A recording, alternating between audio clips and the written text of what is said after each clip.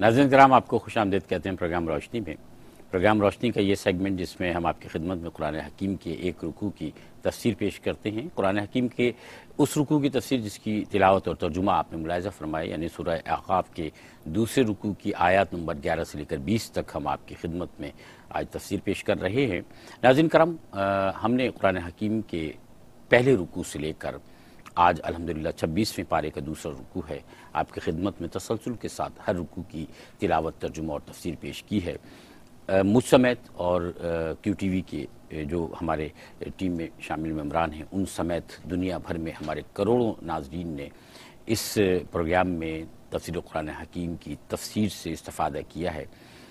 بلا شبہ قرآن حکیم کی تعلیمات اگر انسان اس کو سنے، سمجھے اور اس پر عمل کرنا چاہے تو انسان کی زندگی کو تبدیل کر دیتی ہیں، اور یہ تبدیلی وہ تبدیلی ہے کہ جو بہتر تبدیلی ہے، جو انسان کو بہتری کی طرف، اصلاح کی طرف اور فلاح کی طرف لے کے جاتی ہے۔ ناظرین کرام، ہر انسان کی خواہش ہوتی ہے یہ کہ وہ اپنی زندگی میں تبدیلی لائے اور بہتر تبدیلی لائے، کیونکہ اپنے حال سے تو انسان کبھی بھی مطمئن نہیں ہوتا نا۔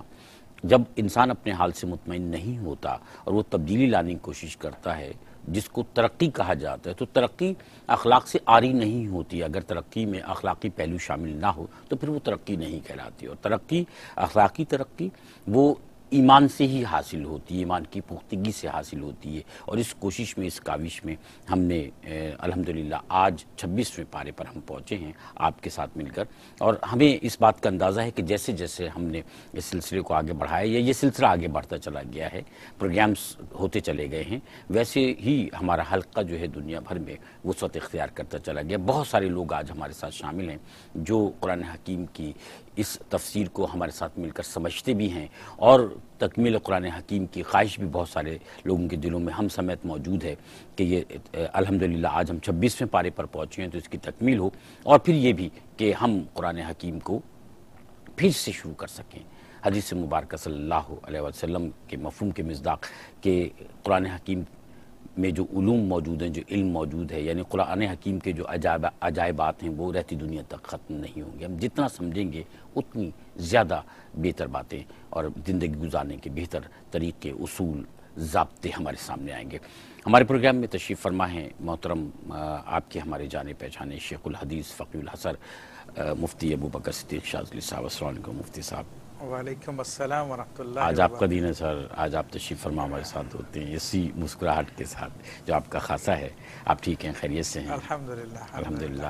دوسری شخصیت ہمارے ساتھ جو تشریف فرما ہوتے ہیں، ہم قرآن حکیم کا جو ترجمہ آپ کی خدمت میں پیش کرتے ہیں وہ انوار تبیان القرآن سے ہم پیش کرتے ہیں، اور انوار تبیان القرآن میں جو ترجمہ آپ کی خدمت میں پیش کیا جا رہا ہے اس سے تو اس ترجمے میں معاونت فرمانے والی شخصیت معروف عالم دین ہے محترم مفتی محمد عبداللہ نورانی صاحب ہمارے ساتھ آج کے دن موجود ہوتے ہیں۔ السلام علیکم۔ وعلیکم السلام ورحمۃ اللہ وبرکاتہ۔ بہت خوبصورت دستاویز ہے انوار تبیان القرآن الحمدللہ۔ الحمدللہ، اسی لیے میں نے آج آپ سے درخواست بھی کی۔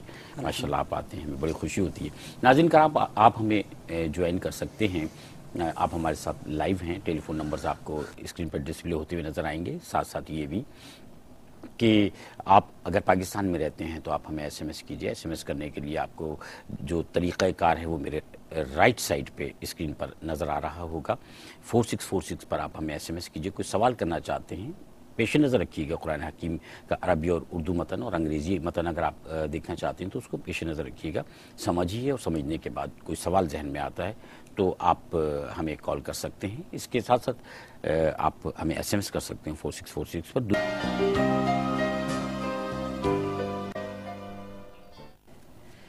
ناظرین کرام، ایک دفعہ پھر ہم آپ کے ساتھ ہیں اور پروگرام ہے روشنی۔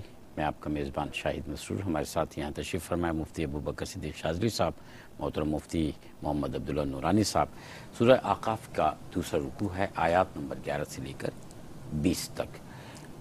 میں آپ دونوں حضرات کی اجازت سے گفتگو شروع کرنا چاہتا ہوں۔ مفتی ابوبکر صدیق شاذلی صاحب، ابتدائی آیات میں ارشاد ہوا ہے، اور اسی نسبت سے میں آپ سے دریافت کرنا چاہ رہا ہوں کہ کفار کا کہنا یہ تھا کہ اگر قرآن حکیم کی جو تعلیمات ہیں یہ بہتر ہوتی معاذ اللہ تو تم ہم سے پہلے رجوع نہیں کرتے اس کی طرف، ہم تم سے پہلے رجوع کر لیتے۔ کیا مفہوم ہوا اس کا؟ اعوذ باللہ من الشیطان الرجیم بسم اللہ الرحمن الرحیم الحمد للہ رب العالمین والصلاة والسلام علی سید الانبیاء والمرسلین وعلی آلہ واصحابہ واہل بیتہ وذریاتہ اجمعین والعاقبۃ للمتقین۔ اللہ تبارک و تعالی نے ان آیات مبارکہ میں کفار کے قول کی حکایت فرمائی اور ان کے انداز کو بیان کیا کہ وہ کہتے ہیں کہ مومنین سے کہ اگر واقعی یہ بہتر ہوتا تو تم ہم سے پہلے ایمان نہیں لاتے، اور پھر عنقریب وہ لوگ کہیں گے کہ یہ بہت قدیم جھوٹ ہے۔ تو یہ دراصل ان کی ذہنوں کی عکاسی کی اس آیات طیبہ میں نبی کریم صلی اللہ تعالی علیہ وآلہ وسلم نے جب لوگوں کو اسلام کی دعوت دی تو باوجود یہ کہ ان لوگوں نے مانا کہ آپ کا کلام ایسا کلام ہے کہ جس کی کوئی نظیر نہیں ہے، بڑے بڑے فصحائے عرب جو ہے انہوں نے اپنے گھٹنے ٹیک دیے، اپنے سر خم کر دیے کہ اس کی فصاحت و بلاغت کا کوئی مقابلہ نہیں کر سکتا۔ خود سرکار دو عالم صلی اللہ تعالی وسلم کے ذات مبارکہ ایسی بے داغ ذات تھی کہ خود دشمن بھی آپ کو صادق الامین کہا کرتے ہیں، صادق والامین۔ تمام باتیں مسلم ہونے کے باوجود وہ لوگ نبی کریم صلی اللہ تعالی علیہ وسلم کو نہیں مان رہے تھے۔ تو اکثر سیرت کی کتابوں میں یہ دیکھنے کو ملتا ہے کہ ان کا غرور و تکبر انہیں نہیں ماننے دے رہا تھا۔ وہ لوگ اپنے زبان سے برملا کہا کرتے تھے کہ اگر اللہ تبارک و تعالیٰ کو اگر نبوت ہی نازل کرنی تھی تو قریش کے کسی دولت مند رئیس کے اوپر نازل کرتا، بڑے آدمی کو کسی بڑے آدمی پہ نازل کرتا جو ان کی نظر میں بڑا دنیا دار۔ اور خود جب نبی کریم صلی اللہ تعالی علیہ وسلم طائف تشریف لے گئے تو وہاں پہ سرکار دو عالم صلی اللہ علیہ وسلم نے لوگوں کو جب دین کی دعوت دی تو طائف کے 3 سرداروں نے بھی یہی متکبرانہ باتیں کی تھی، اچھا، کہ اگر اللہ کو نازل کرنی ہوتی تو ہم میں سے کسی پہ نازل کرتا یہ نبوت وغیرہ۔ تو یہ دراصل اپنے تکبر کا ان کا اظہار تھا، اور انسان جب دیکھتا ہے کہ کوئی سامنے والا پیغام درست ہے لیکن اس کو ماننا نہیں ہے تو اب وہ اس پیغام کے اندر برائیاں نکالنا شروع کر دیتا ہے۔ صحیح بات ہے۔ تو جب ان کے سامنے اس بات کا تذکرہ کیا جاتا تھا تو دیکھو اتنے لوگ مسلمان ہو گئے، اتنے لوگ مسلمان ہو گئے، ان کی بات سچی ہے، تو پھر جس طرح کے ایک دنیا دار آدمی جس کو اپنے دولت کا نشہ ہو، اپنے عزت و شہرت کا نشہ ہو، اپنے تعلقات کا نشہ ہو، تو پھر لوگوں کے سامنے اس اثر کو ریلیز کرنے کے لیے کہتا ہے ارے کوئی قابل ذکر بات ہوتی تو پھر ہم بھی یہ کام کر لیتے ہیں یا ہم ان سے بڑھ کے آگے کر لیتے ہیں۔ تو اپنے لوگوں کو تسلی دینے کے لیے وہ اس قسم کی باتیں کرتا ہے کہ وہ بات اتنی اہم نہیں ہے۔ اس تکبر کتنا زیادہ ہے، آپ دیکھیے بہت زیادہ تکبر ہے۔ تو اسی انداز کو اللہ تبارک و تعالیٰ نے بیان فرمایا کہ یہ لوگ عنقریب تو یہاں تک کہہ دیں گے یہ تو بہت پرانا جھوٹ ہے جو ہمیشہ سے جھوٹ بولا جاتا رہا ہے، تو یہ کوئی نئی بات نہیں ہے۔ تو آج کا وتیرہ بھی یہی ہے کہ جب کسی بات کا حق بات کا انکار کیا جاتا ہے تو لوگ اسی قسم کے بہانے کرتے ہیں، اسی قسم کی باتیں کرتے ہیں کہ جی یہ تو پرانی بات ہوگی، کوئی نئی بات تو نہیں ہے، یہ کہہ کے اس کو انکار کر دیتے ہیں۔ اچھا مفتی عبداللہ نورانی صاحب، اللہ تعالیٰ نے جب دلالت فرمائی اپنے کلام کی تو توریت سے دلالت فرماتا ہے، اللہ تعالیٰ دلیل لے کر آتا ہے توریت سے، اس کی کیا وجہ ہے؟ الحمدللہ رب العالمین والصلاة والسلام علی سید الانبیاء و اشرف المرسلین۔ اللہ رب العزت نے اپنے مقدس کلام میں یہاں ارشاد فرمایا ومن قبل ہی کتاب موسیٰ، یعنی قریش قرآن مجید فرقان حمید کا انکار کر رہے ہیں، اس کو تسلیم کرنے سے اعراض کر رہے ہیں، تو اس کے متعلق وہ کیا کہیں گے کہ وہ اس بات کو تسلیم کرتے ہیں کہ قرآن مجید فرقان حمید سے پہلے یہود جو ہے وہ موجود ہیں، اور یہود ایک آسمانی کتاب کو تسلیم کرنے والے تھے، ایک آسمانی کتاب کو ماننے والے تھے، اور وہ آسمانی کتاب ایسا نہیں کہ یہود کے لوگوں سے مخفی تھی، بلکہ یہود جانتے تھے کہ تورات ایک کتاب ہے جو اللہ تعالیٰ نے اپنے ایک نبی حضرت موسیٰ پر نازل کی ہے، اور اس سبب سے یہود کے پاس جو ہے وہ قریش مکہ جاتے تھے، اور قریش یہود کے پاس اس لیے جاتے تھے تاکہ ان سے وہ کوئی دلیل لے کر آئیں جو محمد صلی اللہ تعالیٰ علیہ وسلم کی مخالفت کرنے کی دلیل انہیں مل جائے۔ تو بجائے اس کے کہ یہود نبی علیہ الصلوۃ والسلام کی مخالفت میں کوئی دلیل دیتے، وہ تو پہلے ہی یہود کے ہاں یہ مشہور تھا کہ ایک نبی آخر الزماں جو ہے ان میں مبعوث ہونے والا ہے، تو یہ ساری چیزیں وہ تھی جو ان کے مشاہدات میں آ چکی تھی۔ تو اللہ رب العزت نے فرمایا کہ دیکھو ہم نے اس سے پہلے، تم کہہ رہے ہو یہ پہلے یہ قدیم جھوٹ ہے، یہ پرانا جھوٹ ہے، تو پرانا جھوٹ کیسے ہو سکتا ہے جبکہ تم خود اسے سچ تسلیم کر چکے ہو اور تم یہود کے یہودی ہونے کی تصدیق کر چکے ہو. اور اللہ رب العزت نے قرآن مجید فرقان حمید سے پہلے جو تورات کو نازل کیا یا دیگر کتب کو نازل کیا، وہ سارا جو ہے وہ ایک ہی جو ہے وہ چشمہ کرم کا جو ہے وہ فیضان تھا. اللہ رب العزت نے دوسرے مقام پر ارشاد فرمایا شرع لکم من الدین ما وصى به نوحا، اللہ نے تمہارے لیے اسی دین کو مشروع کیا، اسی دین کو رکھا جس کا حکم اللہ رب العزت نے جو ہے حضرت موسیٰ کو دیا تھا. اور ایک دوسرے مقام پر ارشاد فرمایا کہ آمن الرسول بما انزل الیہ من ربہ والمؤمنون، کہ رسول بھی ایمان لائے اور ایمان والے بھی ایمان لائے. کل آمن باللہ و ملائکتی و کتبی و رسولی لا نفرق بین احد من رسولی، یعنی اہل ایمان تو یہ کہتے ہیں کہ ہم رسولوں کے درمیان کوئی تفریق نہیں کرتے. جیسے محمد الرسول اللہ صلی اللہ علیہ وسلم اللہ تعالیٰ کے رسول ہیں، اللہ کے نبی ہیں، اسی طرح حضرت موسیٰ علیہ الصلوۃ والسلام بھی اللہ کے نبی اور اللہ کے رسول ہیں.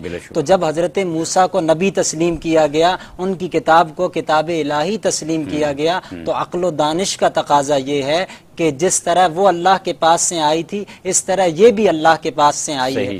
جس طرح وہ اللہ تبارک و تعالیٰ کے نبی تھے اس طرح یہ بھی اللہ کے نبی ہیں. تو جب ایک کو مانا جا رہا ہے تو پھر کیا ایسی دلیل ہے، ایسی کون سی حجت ہے کہ دوسرے کو ماننے سے انکار کیا جا رہا ہے جبکہ دونوں جو ہے وہ مماثل ہیں، دونوں مشابہ ہیں. تو اللہ رب العزت نے ان کی تردید کے لیے تورات سے جو ہے وہ دلیل دی کہ دیکھو تورات کو تم تسلیم کرتے ہو اور یہ تمہارے مشاہدے میں آ چکا ہے، لہٰذا تم جو ہے وہ محض ہٹ درمی اور تکبر کی بنیاد پر، اناد کی بنیاد پر ایسا کر رہے ہو. تمہارے پاس کوئی ایسا نہیں ہے کہ واقعی تمہیں کوئی شبہ لائق ہو گیا جس شبے کی بنیاد پر تم جو ہے وہ قرآن مجید فرقان حمید کو تسلیم کرنے سے جو ہے وہ انکار کر رہے. اچھا شاذی صاحب، استقامت کا تذکرہ ہے بعد میں، اور آپ صلی اللہ علیہ وسلم نے توحید کو جس طرح سے لوگ سامنے پیش کیا اللہ تعالیٰ کی، یہ استقامت ہے نا آپ صلی اللہ علیہ وسلم کی، اور تھی کہ آپ صلی اللہ علیہ وسلم نے آج دوسرے مذاہب کے لوگوں کو بھی یہ ضرور باور کرا دیا ہے کہ اس کائنات کا خالق ایک ہی ہے. تو ہم استقامت پر تھوڑی سی بات کرنا آپ سے چاہیں گے، لیکن آپ کی اجازت سے ایک چھوٹے سے بریک پر جائیں گے. ناظرین کرام ہمارے ساتھ رہیے گا.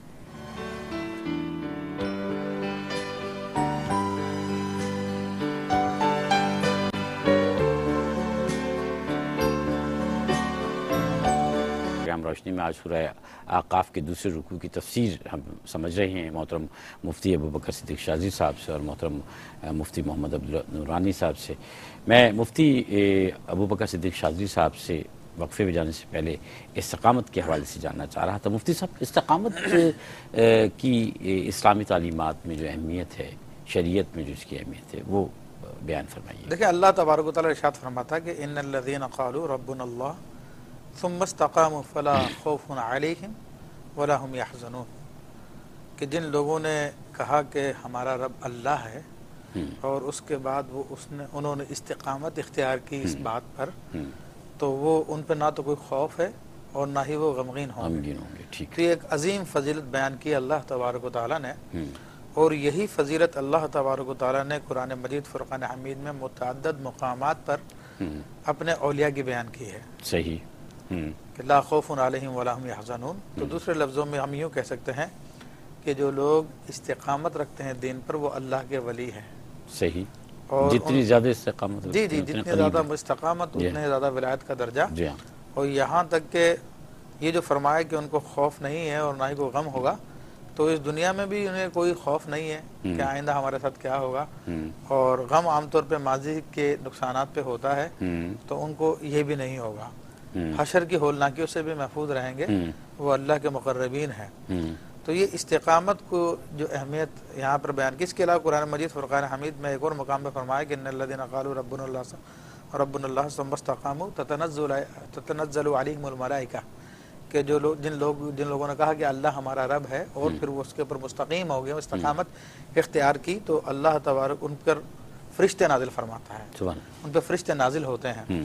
تو یعنی کہ یہ لوگ اللہ کی خصوصی رحمتوں میں ہوتے ہیں. صحیح. تو استقامت سے مراد کسی کام پر جم جانا اور اس کو ایسا اپنا لینا پھر اس میں چھوڑنے کا تصور نہ ہو.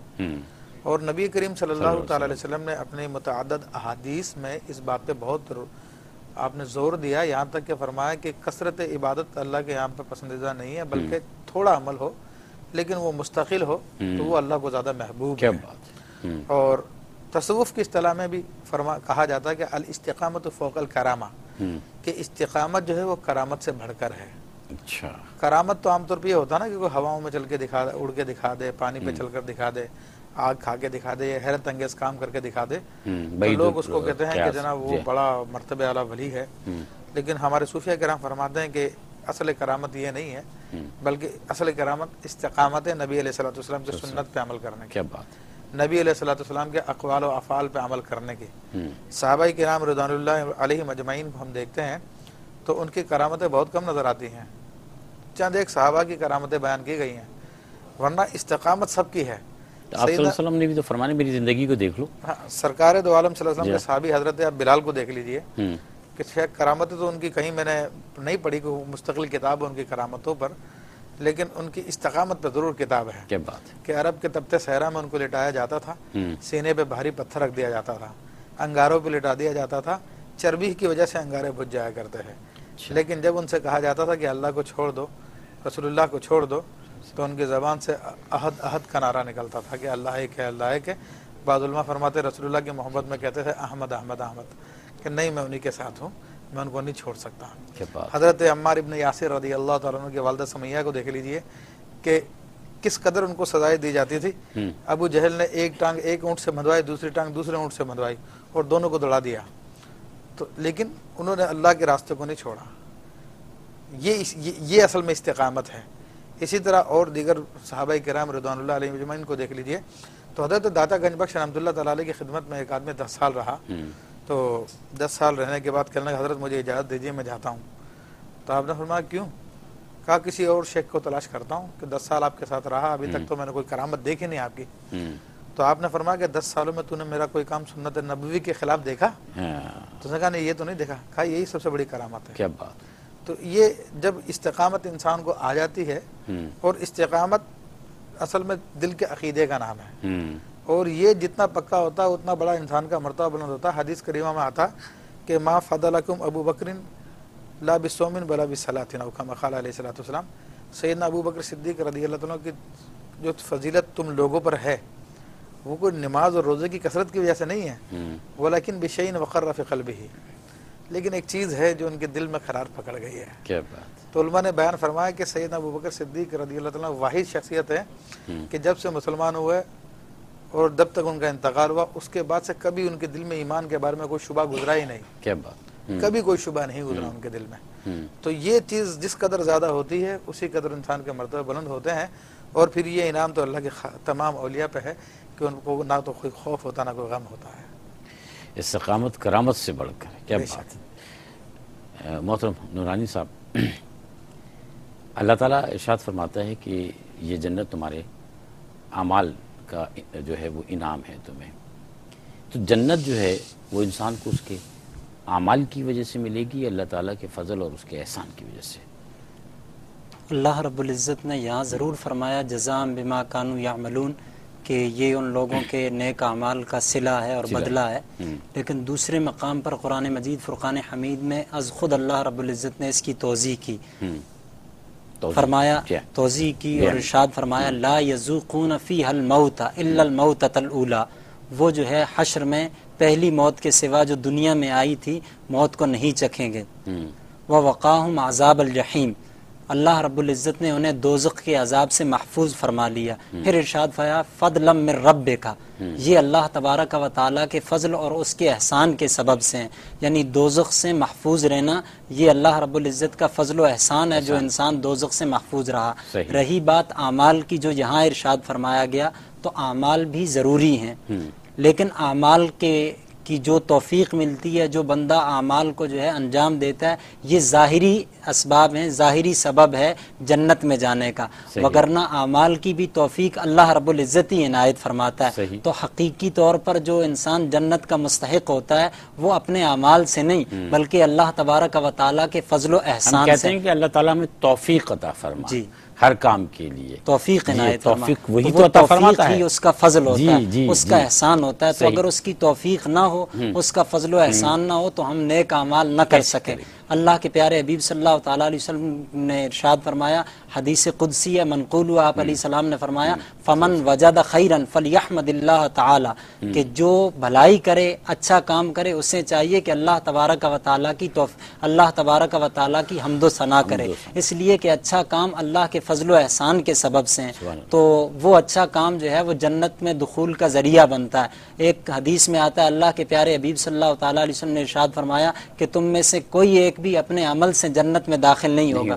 صحابہ نے عرض کیا یا رسول اللہ صلی اللہ علیہ وسلم ولا انت، یا رسول اللہ صلی اللہ علیہ وسلم کیا آپ کے ساتھ بھی ایسا ہی ہے؟ فرمایا ہاں میرے ساتھ بھی ایسا ہی معاملہ ہے، لیکن ولیکن یتغمدنی اللہ تعالی برحمتہ او کما قال صلی اللہ علیہ وسلم، لیکن یہ کہ اللہ رب العزت مجھے اپنی رحمت واسعہ سے، رحمت کاملہ سے ڈھانپ لے. تو جو بھی معاملات ہیں وہ اللہ کی رحمت اور اللہ کے فضل کے سبب سے ہیں. تو اگرچہ عمل ضروری ہے، لازمی ہے، لیکن انسان اپنے عمل پر ہی اترائے نہیں. یہ جو بھی اللہ تعالیٰ کی خوشنودی حاصل کر لے، اس کی رضا حاصل کرے، اس کی رضا و خوشنودی حاصل کرنے کی طرف بڑھتا رہے، عمل پر اترائے نہیں. اگر عمل اسی لیے کرے گا نا، عمل اسی لیے کرے. کیا بات ہے مفتی صاحب، آپ کی اجازت سے میں وقفے پہ جا سکتا ہوں؟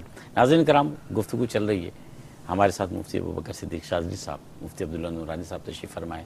سورہ اعقاف کا دوسرا رکوع ہے اور ہم یقینا آپ ہمارے ساتھ رہیں گے.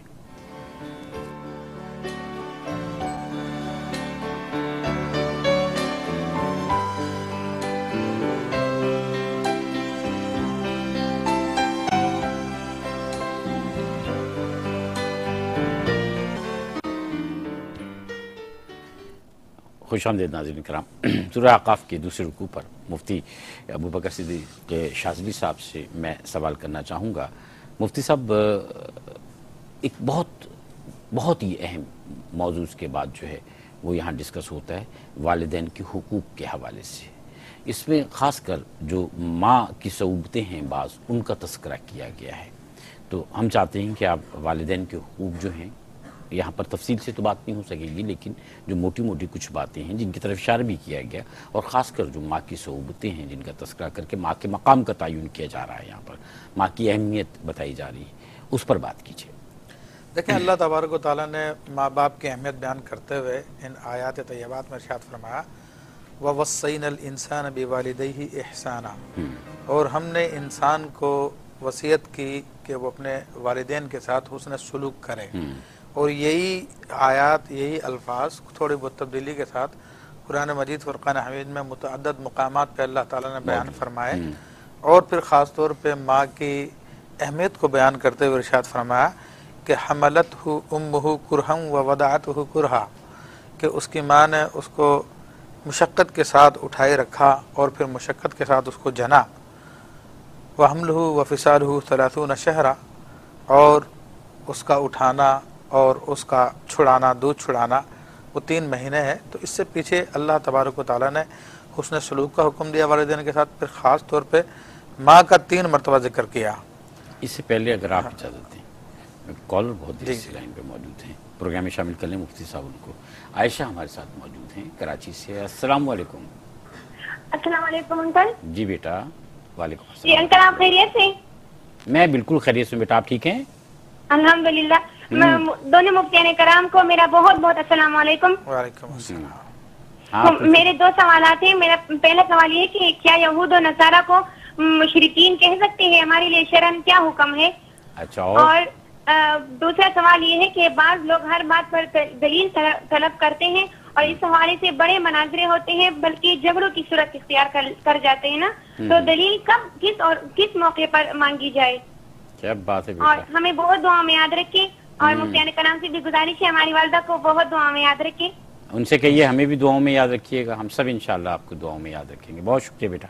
بچی ہے چھوٹی سی، لیکن آپ دیکھیں سوالات.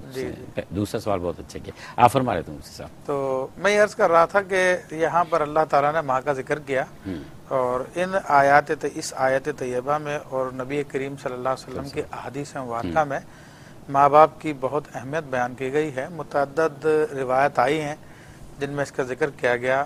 66 کی روایت ہے، مسلم شریف کی روایت ہے کہ ایک شخص نبی کریم صلی اللہ تعالیٰ علیہ وسلم کی خدمت میں حاضر ہوا اور آ کے عرض کی کہ یا رسول اللہ صلی اللہ علیہ وسلم مجھ پہ سب سے بڑا حق کس کا ہے، تو یا میرے سب سے زیادہ نیک سلوک کا حقدار کون ہے؟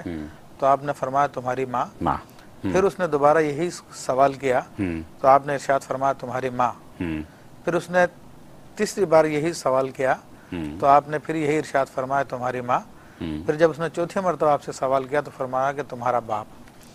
تو نبی کریم صلی اللہ تعالیٰ علیہ وسلم نے 3 مرتبہ ماں کے حقوق کو ذکر فرمایا، اور بعض روایتوں میں تو حضرت موسیٰ علیہ السلام نے جب پوچھا اللہ تعالیٰ سے تو 9 مرتبہ فرمایا گیا کہ سب سے بڑا حق تمہاری ماں کا، تمہاری ماں کا، تمہاری ماں کا۔ تو پھر بعد میں جب باپ کا حق بیان کیا گیا تو اس سے اندازہ کیا جا سکتا ہے کہ اسلام نے کس قدر ان کے حقوق رکھے ہیں، ان کی کس قدر اہمیت ہے۔ اور یہاں تک ارشاد فرمایا کہ سخط اللہ فی سخط الوالدین او کما قال علیہ السلام، کہ اللہ کا غضب والدین کے غضب میں پوشیدہ ہے، کہ والدین ناراض ہو تو اللہ بھی ناراض ہو جاتا ہے۔ اور ایک روایت میں آتا ہے، سیاستہ کی روایت ہے کہ مشہور روایت بھی ہے، دوسرے انداز میں بیان کی گئی ہے کہ آپ علیہ الصلوۃ والسلام ارشاد فرمایا کہ اس کے ناک خاک آلود ہو، اس کی ناک خاک آلود ہو، اس کی ناک خاک آلود ہو۔ تو صحابہ کرام نے عرض کی یا رسول اللہ صلی اللہ علیہ وسلم کس کی؟ تو آپ نے ارشاد فرمایا کہ جس کو اس کے والدین ملے بڑھاپے میں اور یا دونوں میں سے کوئی ایک ملا اور ان کی خدمت کر کے اس نے جنت نہ کمائی ہو۔ اور اسی طرح ایک مشہور روایت، نبی علیہ الصلوۃ والسلام ممبر پہ ایک آپ نے قدم رکھا تو آپ نے فرمایا آمین، دوسرے ممبر پہ قدم رکھا فرمایا آمین، تیسری سیڑھی پہ قدم رکھا آپ نے فرمایا آمین۔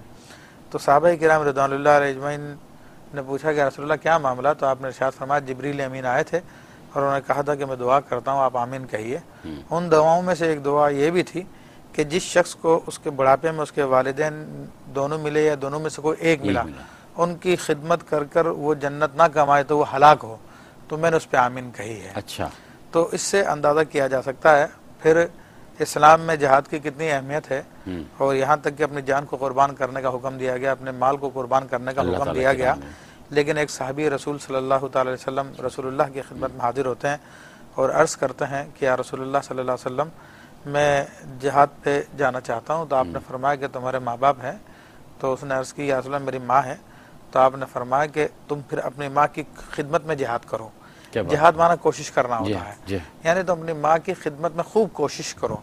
اور بعض روایتیں ایسی بھی ہیں، ایک روایت میں یہاں تک آیا کہ ایک شخص نے کہا کہ یا رسول اللہ صلی اللہ علیہ وسلم میں نے اپنے کاندھے پہ بٹھا کے اپنی بوڑھی ماں کو 7 حج کرائے ہیں، تو کیا میں نے اپنی ماں کا بدلہ اتار دیا؟ تو ارشاد ہوتا ہے کہ شاید تمہاری پیدائش کے موقع پر درد کے جھٹکوں میں سے کسی ایک جھٹکے کا بدلہ ہو یہ۔ تو ماں باپ کا احسان ایسا ہی ہوتا ہے جیسے خدا کا احسان ہے، کہ جس طرح اللہ کے احسان کو نہیں اتارا جا سکتا، اسی طرح ماں باپ کے احسان کو بھی اللہ تعالیٰ نے اپنے احسان کے ساتھ بیان کیا ہے۔ تو ہمیں مسلمانوں کو یہ حکم دیا گیا کہ اپنے ماں باپ کی اطاعت کی جائے، یہاں تک کہ نبی کریم صلی اللہ تعالی علیہ وسلم نے ارشاد فرمایا کہ تم اپنے والدین کی اطاعت کرو، وَإِنْ أَطِعْ وَالِدَيْكَ وَإِنْ أَمَرَكَ أَنْ تَخْرُجَ مِنْ أَهْلِكَ وَمَالِكَ، تو اپنے ماں باپ کی اطاعت کر، اگرچہ کہ وہ تجھے تیرے گھر والوں سے، تیرے بیوی بچوں سے نکلنے کا حکم دیں، تجھے تیرا مال چھوڑنے کا حکم دیں۔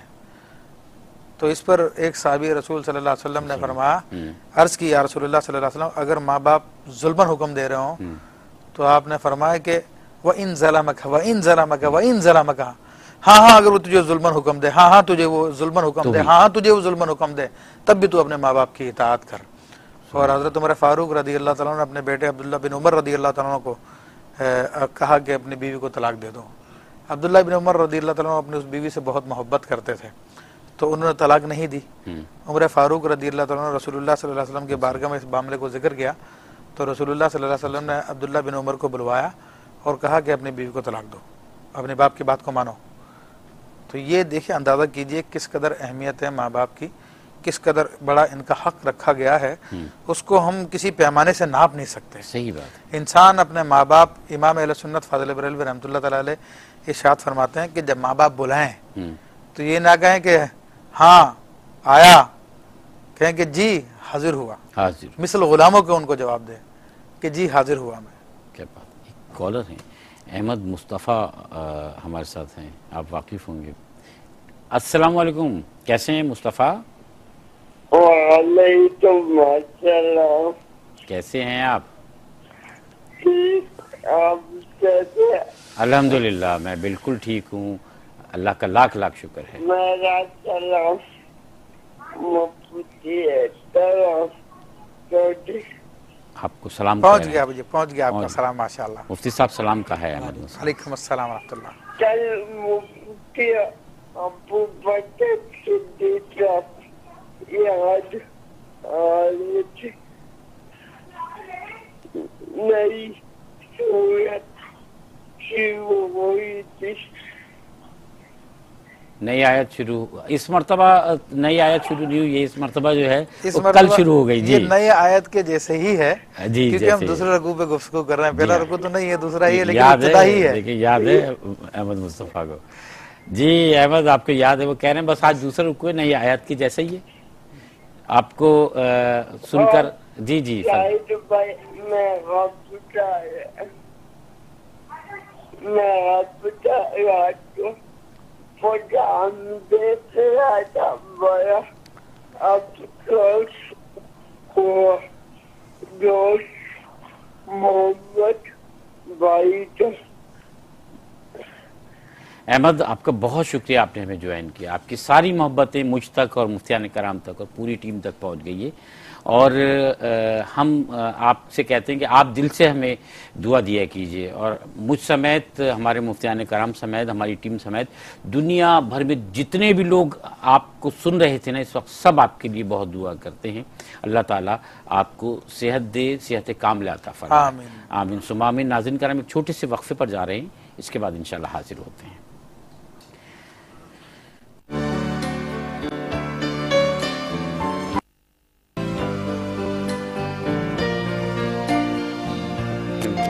ناظرین کرام آپ کو خوش آمدید کریں ایک دفعہ پھر پروگرام روشنی میں.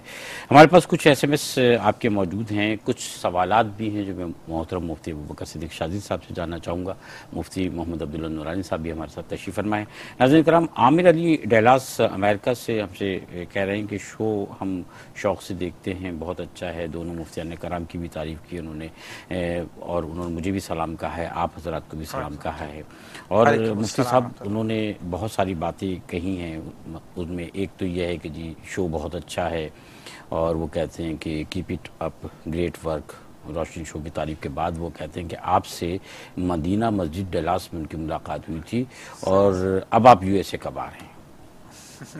جواب دے دیں آپ. بات یہ کہ یو ایس سے جانا تو ہے، لیکن ابھی بہت مصروفیت ہے، اس کی وجہ سے میں انگلینڈ میں نہیں جا سکا اس مرتبہ، حالانکہ وہاں پہ بھی بہت زیادہ کالز ہیں، بلا رہے ہیں، لیکن مصروفیت کی وجہ سے اس سال نہیں جا پاؤں گا انگلینڈ بھی. اچھا، ڈالی جو ہیں انہوں نے انڈیا سے کہا ہے کہ بہت پیاری گفتگو ہو رہی ہے ان کا، بے شک اللہ کی رضا کے بغیر ہمیں جنت نہیں مل سکتی ہے. اس کے علاوہ ایک شعر بھی انہوں نے، ناظرین کرام ڈالی انڈیا سے ہمیں کال کرتی ہیں اور یہ ایس ایم ایس بھیجا انہوں نے، ایک شعر بھی انہوں نے لکھا ہے اور ایک سوال بھی کیا ہے. سوال میں مفتی صاحب سے ہاں یا نا کا جواب ہے، اس کے لیے پوچھ لیتا ہوں. انہوں نے کہا کہ کیا جوڑا باندھ کر نماز کے لیے وضو کیا جا سکتا ہے؟ خواتین کے لیے جوڑا باندھنے میں کوئی حرج نہیں ہے، نماز میں بھی باندھ سکتی ہیں، مردوں کو البتہ منع ہے جوڑا باندھنا. ہاں مرد بھی تو جوڑا باندھ لیتے ہیں، صحیح بات. اچھا وضو ہو جاتا ہے؟ ہاں وضو ہو جائے گا. ہو جاتا ہے. اچھا مرتضیٰ صاحب لکھنؤ سے کہتے ہیں کہ آپ کا پروگرام بہت اچھا ہے، ہم لوگ اس سے بہت کچھ سیکھ رہے ہیں، اللہ آپ سب کو اس کا اجر دے. اور سلام بھی کہا انہوں نے، وعلیکم السلام. اور آپ بھی سلام آپ حضرات ہم بھی ان کو سلام کہتے ہیں. وہ ایک بچی کا سوال تھا، اس کو میں عرض کر دوں، اس کا بھی جواب چاہیے تھا. پہلے وہ بچی کے 2 سوالات ہیں، ان کے جوابات فرما دیجیے. دیکھیں ایک کوشچن کا میں جواب دیتا ہوں. جیسے انہوں نے پوچھا کہ یہ اہل کتاب کے مشرکین ہیں، تو دیکھیں اسلامی تعریفات جو شرک کی بتائی گئی ہے وہ اللہ تعالیٰ کی ذات یا صفات میں کسی کو شریک کرنا ہے، اور یہ اہل کتاب میں سے یہود و نصارہ دونوں میں بات پائی جاتی ہے. یہود نے حضرت عزیر کو اللہ تعالیٰ کا بیٹا قرار دیا اور خود قرآن نے اس بات کو بیان کیا. اسی طرح عیسائیوں نے حضرت عیسیٰ علیہ السلام کو اللہ کا بیٹا قرار دیا. تو قرآن مجید فرقان حمید میں جب ان کو بلایا گیا کہ بھائی آ جائیں، ہم ایک ہی بات پہ جمع ہو جاتے ہیں، تعالوا الی کلمۃ سواء بیننا وبینکم لا نعبد الا اللہ، کہ آ جاؤ اس بات کی طرف کہ جو ہمارے تمہارے درمیان میں مشترک ہے کہ ہم اللہ کے سوا کسی اور کی عبادت نہ کریں، ولا نشرک بھی، اور اس کے ساتھ کسی کو شریک نہ کریں. تو قرآن نے یہاں پہ ان کے شرک چھوڑنے کے کہا ہے، تو اصل تعریف کے اعتبار سے یہ مشرکین میں شامل ہیں، مومنین میں نہیں ہیں، بلیورز نہیں ہیں، تو یہ ہیں مشرکین، یہ مشرکین ہیں اصل تعریف کے اعتبار سے، لیکن چونکہ ایک نبیوں کو ماننے والے ہیں، ان کتاب کا اقرار کرتے ہیں، تو اس لیے ان کے احکام دیگر کفار سے الگ رکھے گئے ہیں۔ گوہر صاحب ہمارے ساتھ موجود ہیں ٹیلی فون لائن پہ۔ السلام علیکم نعیم گوہر صاحب، کہاں سے ہیں نعیم گوہر صاحب؟ گجرانوالہ سے۔ جی نعیم گوہر صاحب، وعلیکم السلام۔ جی السلام علیکم۔ جی جی فرمائیے گا۔ جی نعیم گوہر بات کر رہا ہوں گجرانوالہ سے۔ جی جی نعیم گوہر صاحب۔ جی سوال یہ ہے کہ مفتی صاحب نے بھی روایت کی ہے کہ حضرت عمر فاروق نے کہا اپنے بیٹے کو طلاق دے دو، تو حضور پاک نے فرمایا کہ آپ طلاق دے دو، جبکہ اگر والدین اپنے بیٹے کو آج کے دور میں ایسا کہیں اور بیوی بھی ٹھیک ہو، اس میں کوئی خامی نہ ہو، تو وہ طلاق دے دے گا، تو پھر اس میں بیوی پہ ظلم نہیں ہوگا؟ جی یہ سلسلے میں نعیم گوہر صاحب، آپ کو مفتی صاحب بہت شکریہ، آپ کا اس کا جواب ضرور دیں گے، لیکن پھر باپ بھی تو ویسے ہی ہونا چاہیے۔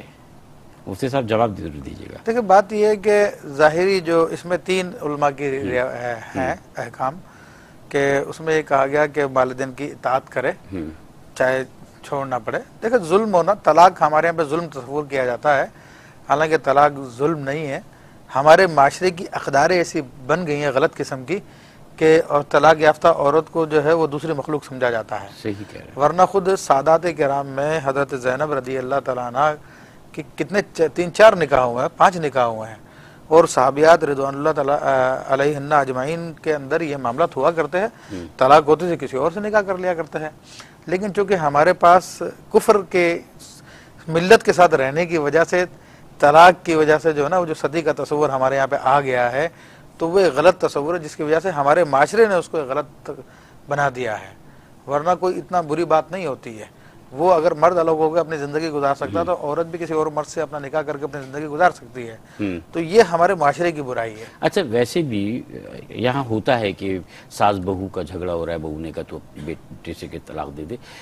بات یہ کہ کن والدین کا یہاں پر تذکرہ ہو رہا ہے، اور والدین کا بھی تو کریکٹر پھر وہی ہونا چاہیے۔ دوسری بات یہ کہ بعض علماء کہتے ہیں کہ والدین عمر فاروق جیسے ہونا چاہیے، جو ان کے کردار تھے اس کے طرح سے ہونا چاہیے، تو یہ بات بھی ہے۔ اور بعض کہتے ہیں کہ بھئی دیکھا جائے گا کہ والدین کی بات درست ہے نہیں ہے، تو بہرحال یہ سب اس میں والدین کا کریکٹر آ گیا نا کہ والدین بھی۔ اچھا مفتی صاحب کیونکہ وقت بہت کم ہے تو بہت ساری باتیں میں جاننا چاہ رہا ہوں، میں چاہتا ہوں آپ بھی ہمارے ساتھ شریک رہیں گفتگو میں۔ ایک سوال ہمارے پاس پشاور سے آیا ہے، سعدی صاحبہ کو کہتی ہیں کہ میں نے اپنے پیسوں سے گھر خریدا ہے، یعنی اپنے پیسے گھر خریدنے میں بھی کچھ حصہ خریدا ہے اس میں، تو کیا میں اس پر جو ہے وہ زکوٰۃ دوں گی؟ جو گھر خریدا اور گھر رہائش کے لیے خریدا ہے، تو جس گھر میں رہائش اختیار کی ہو اس پر زکوٰۃ نہیں ہے۔ رہنے کا مکان تو ضرورت ہے، اور ضرورت کی اشیاء پر زکوٰۃ نہیں ہے۔ اچھا مفتی صاحب ایک سوال اور بھی ہمارے پاس آیا تھا، اور وہ سوال یہ تھا، وہی بچی نے عائشہ نے کیا تھا کہ دلیل دینے کی ضرورت کہاں پیش آتی ہے؟ ہر جگہ بحث و مباحثہ ہوتا ہے، لوگ تو لڑنے مرنے پر آمادہ ہو جاتے ہیں۔ دیکھیں جب جاہلوں سے بات ہو رہی ہے تو ان سے بحث ہی نہیں کرنا چاہیے۔ اللہ تعالیٰ ارشاد فرماتا ہے وَإِذَا خَاطَبَهُمُ الْجَاهِلُونَ فَقَالُوا سَلَامًا، تو وہاں پہ دلیل ولیل نہیں چلتی جاہلوں کے سامنے، وہاں پہ زوردار آواز چلتی ہے، دھونس چلتی ہے، تو ان سے بحث کرنے کی ضرورت نہیں، ان کو سلام کر کے چل دے آگے، اپنی بات کر بس ٹھیک ہے تمہاری بات اوپر صحیح۔ ہاں جہاں پہ اہل علم بیٹھے ہو، سمجھدار لوگ ہوں، جو دلیل میں غور کرنے کے قائل بھی ہوں، اور بات بھی ایسی آ رہی ہے کہ جس میں واقعی جو واضح نہ ہو تو اس پہ دلیل طلب کی جاتی ہے، لیکن جو مسلمات ہے خاص طور پر جو قرآن و حدیث کی تعلیمات کے مطابق ہو تو اس کے خلاف پہ دلیل بھی ہم نہیں مانگ سکتے۔ سامنے والا آلریڈی غلط ہے، اس کی دلیل سننے کی ہمیں حاجت نہیں ہے، کیونکہ قرآن کے خلاف جا رہا ہے، حدیث کے خلاف جا رہا ہے، دلیل کتنی مضبوط دے دے اس کی کوئی اہمیت نہیں ہے۔ مفتی صاحب آخری بات ہم کرنا چاہیں گے انہی آیات میں شکر کا بھی تذکرہ۔ ایک طرف یہ بھی ہے کہ تم فرمایا جائے گا ان لوگوں سے کہ جن دنیا میں اللہ تعالیٰ کی نعمتوں کا استعمال بھی کیا، کفران نعمت بھی کیا، کہ تمہیں جو اللہ تعالیٰ کی لذیذ ترین نعمتیں حاصل کرنی تھیں تم نے دنیا میں حاصل کر لی، تو پھر ایک شکر کا پہلو بھی ہے جہاں شکر ادا کرنے کے لیے بھی لوگوں سے کہا گیا۔ تو کیا اللہ تعالیٰ کی دنیا میں نعمتوں کا استعمال جو ہے وہ صحیح ہے یا ممنوع ہے، اور پھر شکر کی جو اہمیت ہے وہ بھی وضاحت شکر کے حوالے سے یہاں کہا گیا کہ ایک نیک انسان کی جو ہے وہ طبیعت ہے اور اس کی جو فطرت ہے اس کو بیان کرتے ہوئے اللہ نے ارشاد فرمایا انشکر لی ولوالدی کا کہ الہ العالمین ربی اوزعنی، الہ العالمین مجھے یہ توفیق عطا فرما انشکر لی کہ میں تیرا شکر ادا کروں۔ تو شکر کی توفیق مل جانا اللہ تبارک و تعالیٰ کا بہت بڑا کرم اور اس کا احسان ہے، اس لیے کہ شاکر ہونا یہ انبیاء کرام علیہم الصلاۃ والسلام کی جو ہے وہ سنت مبارکہ رہی ہے، اور خود اللہ رب العزت جو ہے وہ اس نے اپنی ذات کے لیے شاکر کا لفظ استعمال فرمایا۔ حضرت ابراہیم علیہ الصلاۃ والسلام اللہ تبارک و تعالیٰ کے شاکر بندے تھے، فرمایا شاکر لانعمہ، وہ اللہ تبارک و تعالیٰ کی نعمتوں کا شکر ادا کرنے والے تھے۔